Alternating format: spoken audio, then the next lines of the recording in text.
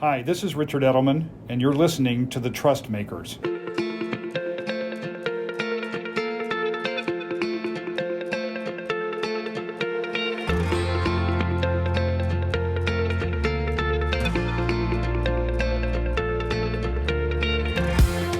Hi, I'm Justin Blake, Executive Director of the Edelman Trust Institute, Edelman's global research center for the study and cultivation of trust. I want to welcome you to a special mini-series of the show where we will be recording from the 2022 annual meeting of the World Economic Forum in Davos. Over the next few days, we will be speaking with key figures and experts about this year's forum and gather their insights on our latest Edelman Trust Barometer special report, The Geopolitical Business.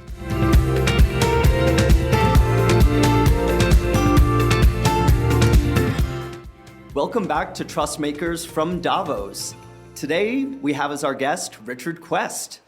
Richard is CNN's foremost international business correspondent and host of the show, Quest Means Business. Richard has been covering the intersection of international affairs and business for decades, and it's hard to think of Davos without thinking about you, Richard. You are a veteran of these places. Yeah, I was trying to work out which Davos it is. I think it's 21. So, 21 of them.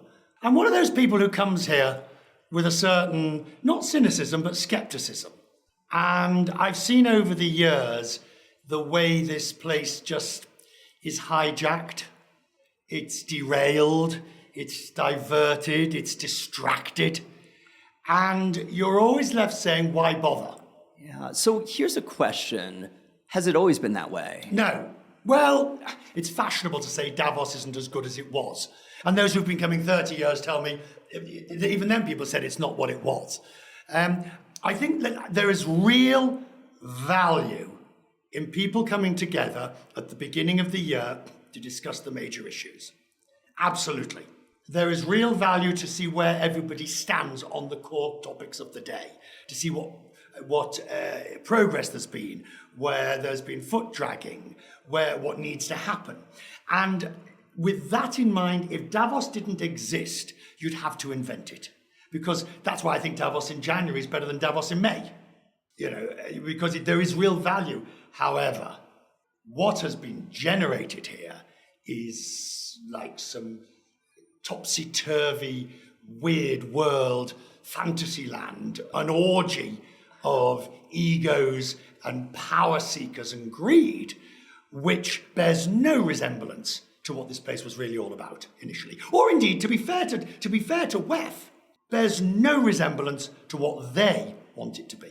You say it's not what WEF intended, but if you go back to your first days here, was it still this kind of off-topic distraction, this orgy of egos? So you have the core program. And my problem with the core program is that it's just become too esoteric. If you look at, I haven't got an example here, but I'm sure if you got the program, you could find something you think, well, a good example is this Davos where we are now. There really is only one issue. How bad is the situation as a result of the war in Ukraine? Are we going to go into a recession, and what needs to be done? Has there been a failure of consensus values? But instead, Davos will load it up with long-winded panels and 4 or 5 people sitting in this Davosian format. And then you've got what I describe as the off-piste. All the events that are going up and down on the promenade, on the Telstrasse, in the hotels. And that's just pure, unadulterated commercialization. Yeah, so Richard, we're going to go into Ukraine, stakeholder capitalism. Maybe before we do, can you also just maybe take a step back? And for some of our listeners who are less familiar with Davos, you talk about the program, you talk about what goes on outside the Congress Center. Can you just paint a little bit of a picture for folks? Of course. Davos is a small, expensive Swiss ski resort that for a week in January is overtaken by the world's power and money and governmental elite. It is centered around the Congress Center, which is where all the main panels take place. It's where all the big discussions, the keynote speeches. However, throughout the rest of Davos, the town, in the restaurants, in the bars, in the hotels. There is an infestation of corporate largesse. Everybody is taking their little corner, branding it, and trying in some shape or form to do an event.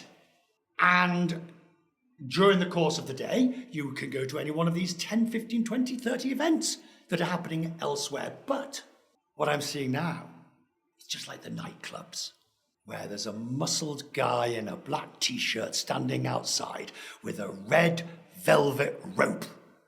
Can you go in? Do you have the right badge? Are you invited? Merely coming to Davos does not get you into the places you might want to get. You have to be in. You have to be cool. You have to be powerful. It's not like it used to be, but there used to be the Google party. And only the cool cats went to the Google party. And if you weren't invited to the Google party, well, why did you bother coming? There was a very famous article written in the FT some years ago about Davos and Davos man. And it wrote about how there are those people who stay in Davos. Do you get off the train at Davos Platz or Davos Dorf? Do you have to take the shuttle of shame from Klosters? This is all about power. It's all about money. Yeah. But you do have the decision makers here, and therefore the environment is ripe for people to come together to discuss. Yeah, so let's talk about how they're getting together to discuss some of the important issues of the day. And you mentioned that Ukraine is top of the list. Edelman is coming to Davos with our new trust report, which looks at business and geopolitics. It shows that there's an expectation now for business to get involved in geopolitics, just like there's been an expectation for business to get involved in societal issues. What are you hearing from the business leaders and the Davos men and women that you're speaking to? Well, this is a difficult one. They don't want to touch it with a 10-foot pole. They know they have to. You see, what we've seen over the last 5 years, 10 years, is the growth of the CEO as the moral barometer. And is the CEO prepared to get their hands dirty? And whether it's the bathroom debate in the United States, the transgender bathroom debate, or whether it's refugees or whatever, CEOs had to make choices. And I've interviewed your boss many times about what are the parameters. The problem with most CEOs, or a lot of CEOs, is they're scared of their own shadow. The really great CEOs are the ones who will take a view. Yeah. The really great CEOs are the ones who have been around and can say, no, we're not doing that. So Richard Edelman loves being on your show here, which is great. In terms of these CEOs being scared of their shadows, are there things that they're telling you in private that they're unwilling to talk to you about in front of the camera? This entire place is full of people telling me things that they won't say in front of the camera. The Chatham House rules was invented for Davos. If I had one more conversation with somebody who said, well, look, just between us, or, well, you can't use this, or, well, don't tell us anything. Of course, that's what this place is all about. My understanding of Chatham House rule is you can say something but not attribute it. Correct. If you were to give a kind of like meta information of what people are telling you behind the scenes about Ukraine, CEOs and societal issues, what are you hearing on those topics? They were pulled out of Russia because they had to. They're pulled out of Ukraine, obviously, although they're still engaged in Ukraine except for safety reasons. They are debating about what point they would go back into Russia. One CEO told me recently, he's quite open about it, and he said, look, going back into Russia will not be a commercial decision, it will be a moral decision. I'm guessing he is probably unique. Well, not unique, but most CEOs will be looking. Look, I'll give you an example of the sort of difficulties we've got. You had, for example, the VW CEO who recently talked about, we need to look at the economy and blah, blah, blah. So it's nuanced. The one comment I hear again and again and again is this is the most difficult time we've ever faced. As a leader. Across the board. Because the issues are intertwined. They are of a depth and complexity that we can barely contain. And there are things like nuclear missiles also involved, or could be, God forbid. Now, let's stay with that thought about this is the most difficult time that we've ever faced. Can they do anything about it? So let me ask you from a different frame. One of the things we really look at this podcast is how to build trust. I wonder what executives are saying that is trust building, because if they're just talking to you off the record, on the side, that might be building some personal trust with you, but maybe in terms of people you've... What do you mean by building trust? Yeah, like for your most important stakeholders, whether it be your employees, your customers, investors, like CEOs should be out there talking about some of these issues, not all of these issues, in order to meet the expectations that they do so. Half the CEOs wouldn't know how to take a principled stand if it got up and bit them. The average tenure of a CEO is what, 3 years? There are more, and I'm not just here generally, it's a generalization. CEOs are, when I say they're scared of their own shadow, the corporate quarterly reporting requirement has made US Anglo Euro CEOs so focused on what they're doing now. China doesn't look like that. The CEO in China, but then there's other problems, of course, in China. The government decides that they're going to railroad you, and that's the end of that. Surely there are some CEOs out there and leaders that are out there. Maybe it's not the most principled stand, but it's important, like a number of companies. No, we're talking, hang on. Sorry, let me clarify. When I make these generalizations, of course there are many CEOs who are absolutely determined. The true leader, the true CEO is the person who looks you in the face and says, this is what we're going to do and this is the reason we're going to do it. Can you give an example of a CEO that you've seen do that?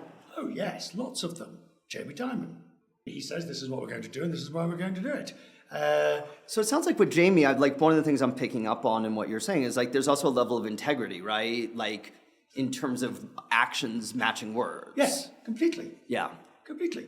The Kellogg's CEO, who I interviewed recently, was able to talk quite openly about the worrying aspects of food insecurity. The CEO who says we're going to do it because it's the right thing to do. Let's now turn the mirror around. We've been talking about CEOs. Let's talk about journalists. Sure.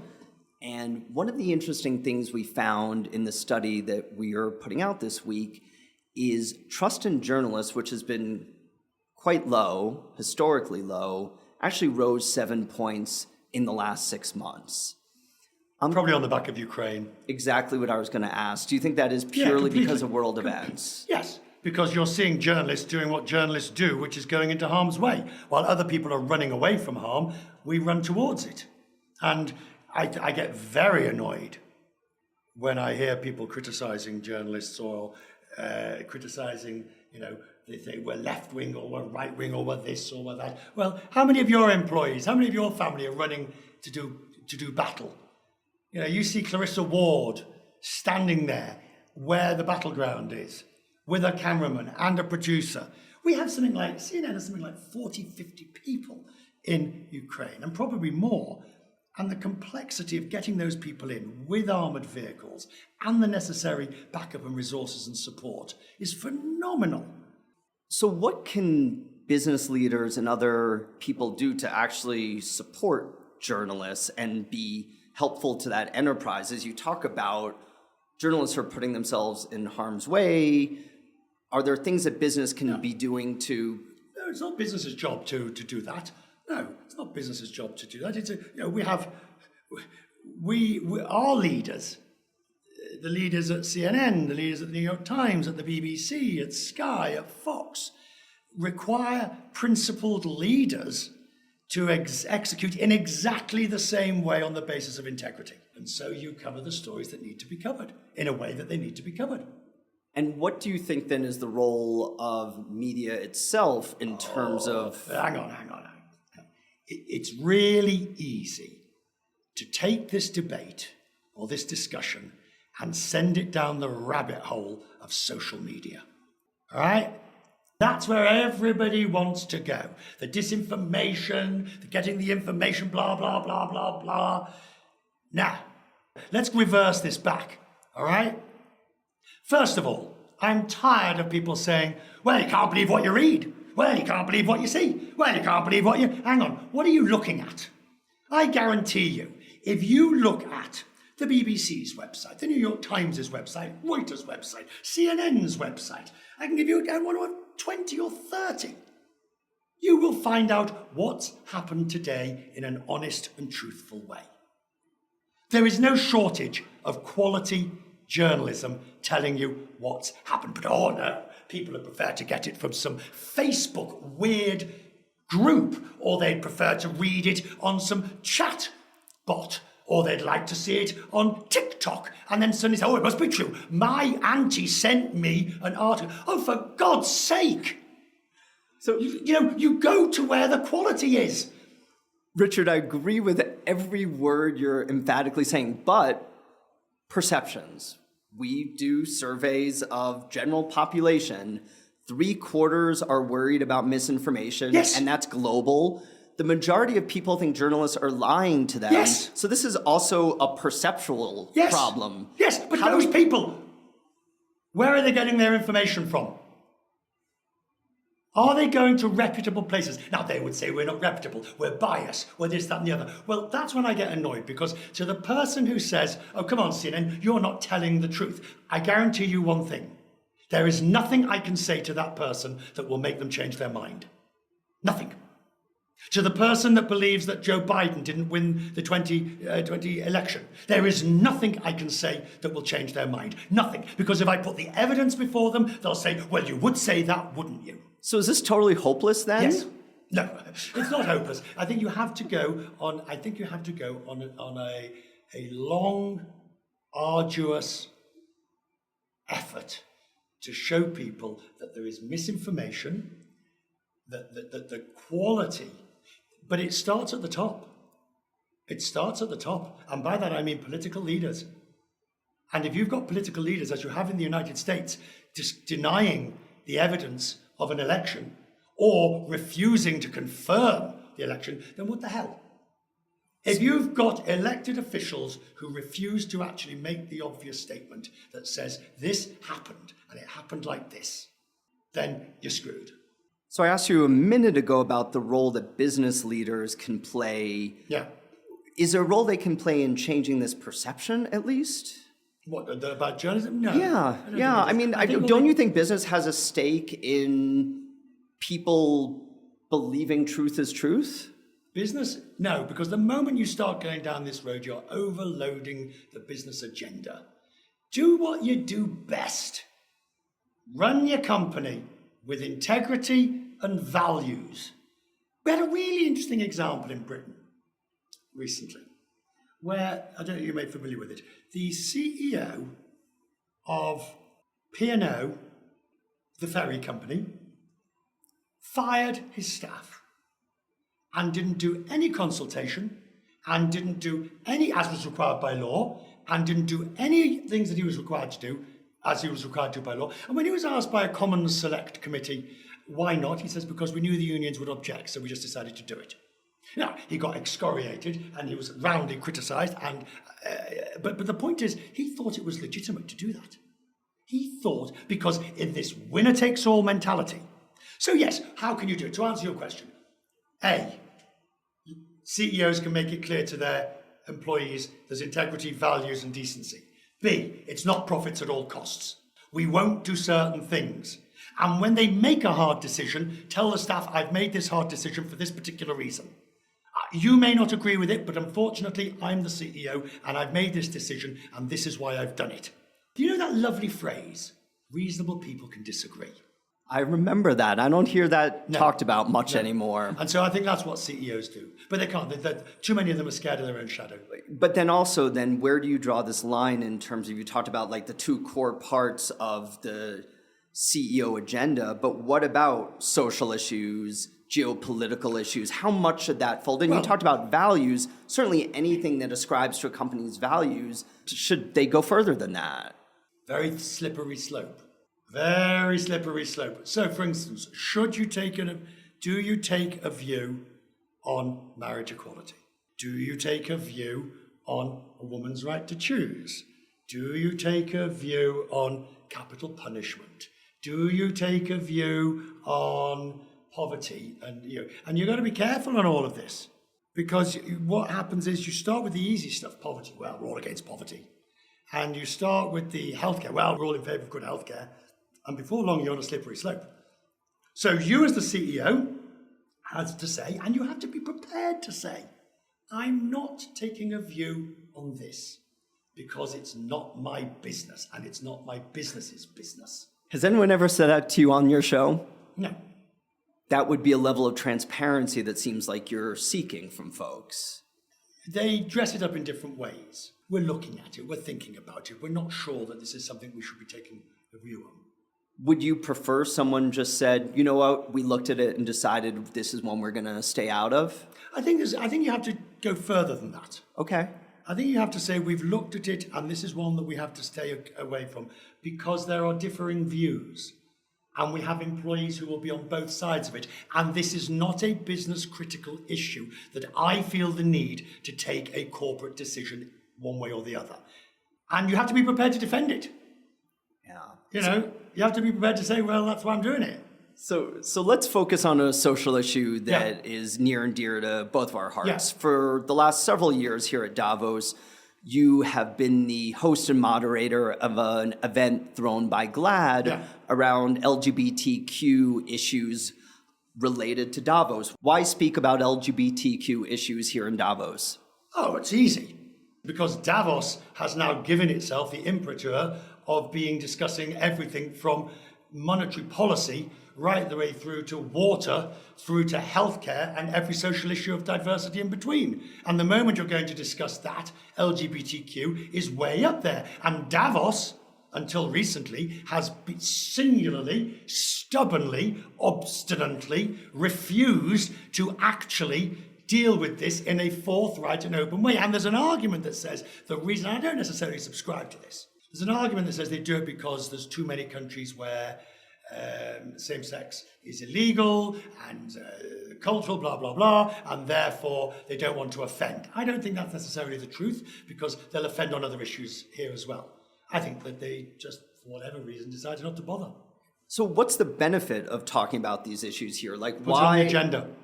Talk a little bit more about that, though, right? Okay.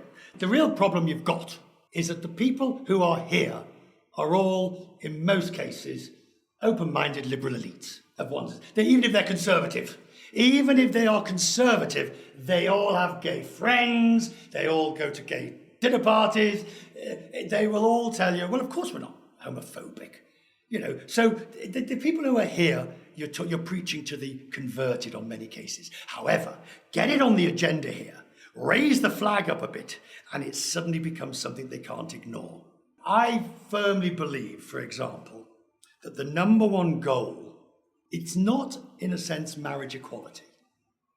Marriage equality is the luxury of the developed elite world. Okay? It would be nice to have everywhere, but it's not. The most significant thing is the decriminalization of homosexuality.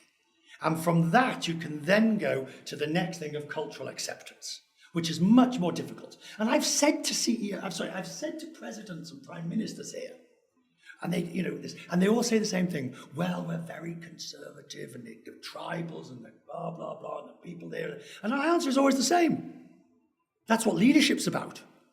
That's exactly, and I'll mention names, a former president of Nigeria who was here. And everybody they could not bend over far enough to grovel and to this and that and the other as he walked through.